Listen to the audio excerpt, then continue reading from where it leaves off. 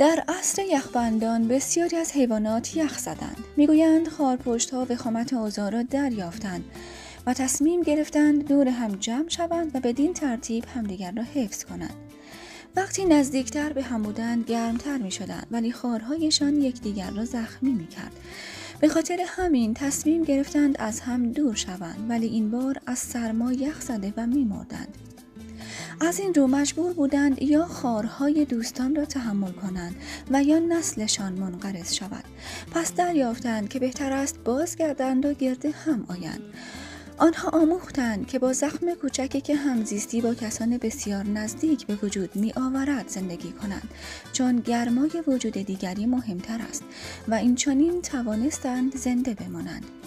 بهترین رابطه این نیست که اشخاص بی‌عیب و نقص را گرد هم آورد، بلکه آن است که هر کسی با دیگری ارتباط قلبی عمیق داشته باشد و فرد بیاموزد با معایب دیگران کنار آید و خوبی‌های آنان را تحسین نماید.